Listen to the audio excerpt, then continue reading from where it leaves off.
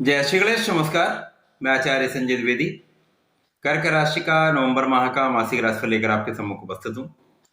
नवंबर माह कर्क राशि के जातकों के लिए किस प्रकार का रहेगा, किस प्रकार के लाभ मिलेंगे, कौन सा भाव अत्यंत प्रबल हो रहा तथा कहाँ पर समस्या आ सकती है तथा उसका क्या निराकरण है, संपूर्ण विश्लेषण मैं करने जा रहा हूँ। ये मासिक राशिफल आपके चंद्र राशि पर आधारित है। जिन जातकों का कर्क लग्न है उनको भी राशिफल अवश्य देखना चाहिए। कर्क राशि के लिए जो प्रारंभिक समय में जो ग्रहों की स्थितियां वो इस प्रकार होंगी।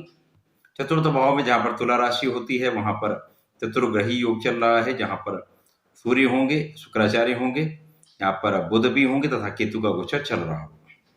इसी प्रकार से सप्तम भाव जहां पर मकर राशि है वहां पर शनिदेव होंगे जो कि मार्गीय अवस्था में आ चुके हैं, तथा नवम भाव भाग्य भाव में गुरुदेव बृहस्पति का गोचर चल रहा होगा। दसम भाव में राहु का गोचर चल रहा होगा तथा यहाँ पर द्वादश भाव में मिथुन राशि में मंगल का गोचर चल रहा होगा। ये संपूर्ण ग्रह स्थितियां। इसके पश्चात 11 नवंबर को शुक्राचार्य अपनी राशि का परिवर्तन करके चतुर्थ भाव से निकलकर वृश्चिक राशि में पंचम भाव में प्रवेश करेंगे। 13 नवंबर को बुध का राशि परिवर्तन होगा। बुध चतुर्थ भाव से निकलकर पंचम भाव वृश्चिक राशि में शुक्राचार्य के साथ गोचर करना प्रारंभ करेंगे।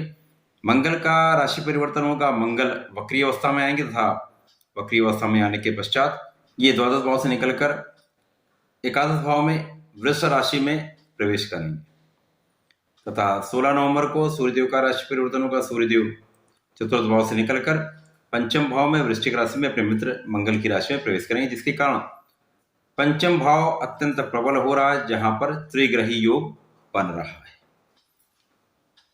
यहाँ पर गुरुदेव बृहस्पति जो कि 24 अक्टूबर से मार्गी भी हो जाएंगे, जो कि कर्क राशि के अत्यंत कारक भी हैं, भाग्य के स्वामी भी हैं, तो ये अत्यंत महत्वपूर्ण रहने वाला है। कर्क राशि कर्क लग्न के लिए जो सर्वाधिक कारक हैं उसमें सूर्यदेव हैं, मंगल हैं तथा गुरुदेव बृहस्पति हैं। यहाँ पर जो स्थितियां हैं उसमें सूर्यदेव जो कि धन भाव के स्वामी हैं, धनेश होकर चतुर्थ भाव में गोचर कर रहे हैं, जो कि अपनी नीच राशि में, नीच राशि में भी है। यहाँ पर ये ग्रहण के प्रभाव में भी है तथा यहाँ पर इनका नीच भंग भी हो रहा है। यद्यपि ये केंद्र में है परंतु यहाँ पर राहु के साथ संबंध तथा नीच राशि में होना कहीं ना कहीं प्रभाव में निर्बलता अवश्य लाता है, जिसके कारण अभी जो समय चल रहा है उसमें धन का संचय ना हो पाना, परिवार के साथ सामंजस्य ना बन पाना, धन का अपव्यय होना, वाणी का असंयमित हो जाना, ये समस्याएं हो रही हैं। तृतीय भाव के स्वामी बुध हैं जो कि द्वादश के भी स्वामी हैं, जहाँ पर मंगल का गोचर चल रहा है।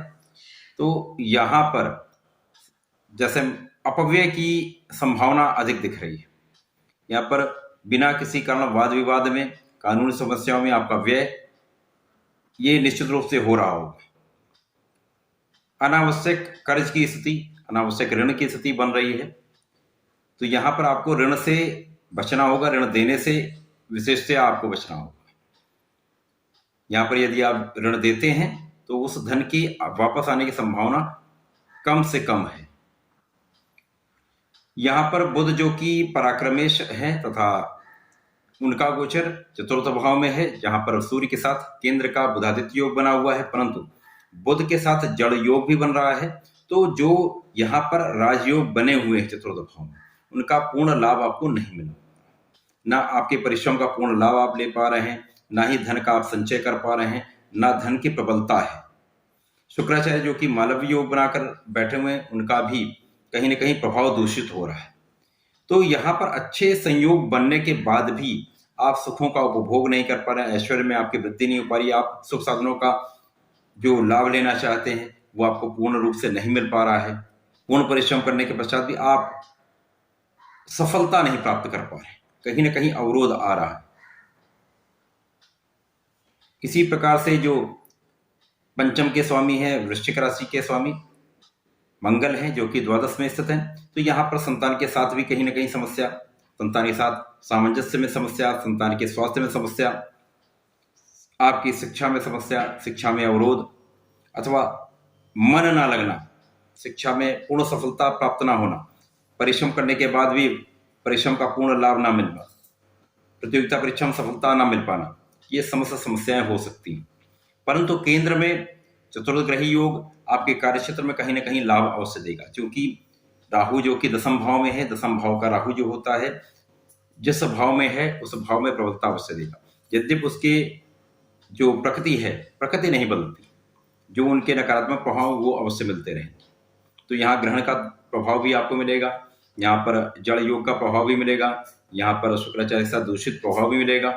तो कहीं ना कहीं विलासिता में वृद्धि करेंगे, अनावश्यक आप व्यय करेंगे। परंतु यहाँ पर आपके कार्यक्षेत्र में कहीं ना कहीं प्रबलता अवश्य आएगी।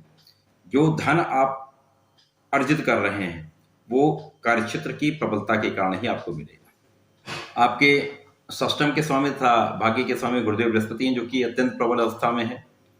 यहाँ पर नवम भाव में स्थित होकर अपनी राशि में है, वक्री अवस्था में है। तो यहाँ पर कहीं ना कहीं आप अपने रोगों से मुक्त हो रहे हैं, अपने ऋण से भी आप मुक्त हो रहे हैं। तो जैसे मैंने कहा, आप ऋण ना दें तो ज़्यादा अच्छा रहेगा, आपको लाभ की स्थिति बनी रहेगी। यहाँ पर शत्रुओं का भी कहीं ना कहीं यहाँ पर कंट्रोलिंग गुरुदेव बृहस्पति के द्वारा हो रही है। साथ ही साथ भाग्य के कारण आपके कार्य चल रहे हैं, तो कहीं ना कहीं आपको लाभ मिल रहा है। इतने सारे अच्छे योग के बाद भी आप पूर्ण लाभ नहीं ले पा रहे हैं, परंतु यहाँ पर गुरुदेव के कारण आपका भाग्य भी साथ देगा, जिसके कारण आप इन समस्याओं से निकलते चले जाएंगे, आपको लाभ मिलेगा। जैसे ही 11 नवंबर को शुक्राचार्य का राशि परिवर्तन होगा, शुक्राचार्य चतुर्थ भाव से निकलकर पंचम भाव में प्रवेश करेंगे। यद्यपि ये मंगल की राशि है, परंतु यहाँ पर ये राहु के दूषित प्रभाव से निकलकर पंचम भाव में प्रवेश करेंगे। 13 नवंबर को बुध का राशि परिवर्तन हो जाएगा, जो कि यहाँ पर आपके पराक्रम के भी स्वामी हैं। तो उनका जब गोचर पंचम भाव में होगा तो ये अत्यंत लाभ की स्थिति बनेगी, क्योंकि पंचम भाव त्रिकोण का भाव है। त्रिकोण में जब बुध तथा शुक्र की युति होगी तो ये प्रबल धनदायक स्थिति बन रही है। इसी के साथ साथ मंगल का राशि परिवर्तन होगा, मंगल वक्री अवस्था में आकर एकादश भाव में प्रवेश कर जाएंगे, जिसके कारण अब ये स्थिति बहुत प्रबल बन रही है। यहाँ पर एकादश भाव में मंगल होंगे, जो कि वृश्चिक राशि है। वृश्चिक राशि में शुक्राचार्य होंगे, जो कि मंगल की राशि है। तो मंगल तथा शुक्राचार्य के बीच में परिवर्तन राजयोग का निर्माण होगा, मंगल की दृष्टि का प्रभाव होगा। साथ ही साथ यहाँ पर शुक्राचार्य बुध के साथ धन का योग बनेगा। तो ये परिवर्तन राजयोग तथा बुध तथा शुक्र का राजयोग आपको प्रबल धन का लाभ कराने वाला है। शिक्षा से आप लाभ लेंगे, शिक्षा प्रतियोगिता परीक्षा में सफलता मिलेगी। साथ ही साथ यहाँ पर एक बहुत ही प्रबल राजयोग का निर्माण गुरुदेव के द्वारा हो रहा है। गुरुदेव की दृष्टि का प्रभाव त्रिकोण पर होगा, पंचम भाव पर होगा, जिसके कारण शंख योग का निर्माण होगा, जो ज्ञान में वृद्धि करने वाला, आपके विद्या के भाव में वृद्धि करेगा, शिक्षा के भाव में, ज्ञान विवेक बुद्धि का भाव बहुत प्रबल रहने वाला है, जिसके कारण आप बहुत अच्छी स्थिति बनेंगे, शिक्षा में सफलता प्राप्त करेंगे, प्रतियोगिता परीक्षा में सफलता प्राप्त करेंगे। इसी के साथ साथ जैसे ही सूर्य का राशि परिवर्तन चतुर्थ भाव से पंचम भाव में होगा तो ये अपने मित्र वृश्चिक राशि में पहुंचेंगे, जो कि मंगल की राशि है। तो यहाँ पर अब स्थिति बहुत प्रबल होने वाली है, क्योंकि यहाँ पर त्रिकोण में त्रिग्रही योग बनेगा, जिस पर गुरुदेव बृहस्पति की दृष्टि का प्रभाव होगा, जो कि प्रबल अवस्था में। अब ये स्थिति आपके लिए प्रबल धनदायक भी होगी, शिक्षा में सफलता की भी होगी, सरकारी नौकरी का योग यहाँ पर प्रबल रूप से बनेगा। यहाँ पर संतान की प्राप्ति का योग, संतान से सुख भी मिलेगा, यहाँ प्रेम संबंध भी आपके अच्छे रहने वाले हैं। यहाँ पर कुल मिलाकर यहाँ ये परिवर्तन कर्क राशि के जातकों ने अत्यंत शुभ, अत्यंत लाभदायक है, क्योंकि गुरुदेव बृहस्पति की दृष्टि का प्रभाव आपके लग्न पर होगा, तो आपकी लग्न भी बलवान होगी, आप बहुत प्रभावशाली होंगे। साथ ही साथ यहाँ पर आपका परिश्रम बहुत बढ़ जाएगा, आपके ज्ञान का भाव बहुत प्रबल होगा, बुद्धि का भाव बहुत प्रबल होगा, क्योंकि गुरुदेव बृहस्पति की दृष्टि का प्रभाव सूर्य पर होगा, जो राजतंत्र के कारक हैं, शासन प्रशासन के कारक हैं, राजा हैं। इसी प्रकार से गुरुदेव बृहस्पति की दृष्टि का प्रभाव बुध पर होगा, तो आपके बुद्धि का भाव बहुत प्रबल होगा, आप बहुत बुद्धिमान हो जाएंगे, कुशाग्र योग बनेगा, शंख योग बनेगा, जिसके कारण आपको सरकारी नौकरी में, प्रशासनिक सेवाओं में, प्रतियोगिताओं में सफलता मिलेगी, आप सरकारी नौकरी का अर्जन कर पाएंगे। तो ये समय जैसे ही राशि परिवर्तन होगा तो आपके लिए अत्यंत लाभदायक सिद्ध होने वाला है। साथ ही साथ गुरुदेव बृहस्पति जब 24 अक्टूबर से मार्गी हो जाएंगे तो इनके भाव में और प्रबलता आएगी, क्योंकि ये कार्य क्षेत्र की तरफ इनका मूवमेंट हो जाएगा। यहाँ पर ये मंगल की राशि की तरफ अपना गमन प्रारंभ करेंगे, जिससे आपके कार्यक्षेत्र को प्रबलता मिलेगी। तो 100% इस समय में, नवंबर माह में, आपके लिए प्रबल नौकरी का योग, कार्यक्षेत्र में प्रबलता का योग, कार्यक्षेत्र में उन्नति का योग, सफलता का योग तथा सरकारी प्रशासनिक सेवाओं में सफलता का योग बन रहा है। कर्क राशि के जातकों के लिए चूंकि सप्तम भाव में शनिदेव बैठे हुए हैं और यहाँ पर सीधी दृष्टि का प्रभाव लग्न पर है, जिसके कारण विष योग भी बन रहा है। तो आपको नियमित रूप से सूर्यदेव को जल देना चाहिए तथा यहाँ पर आपको नियमित रूप से संकट मोचन के शरण में रहकर हनुमान चालीसा का पाठ करना चाहिए तथा प्रत्येक शनिवार को यदि बजरंग बाण का पाठ कर लेते हैं तो निश्चित रूप से आपकी समस्याओं का अंत होगा, आप अत्यधिक सफल होंगे। तो ऐसा करें, इसका लाभ लें। धन्यवाद, नमस्कार।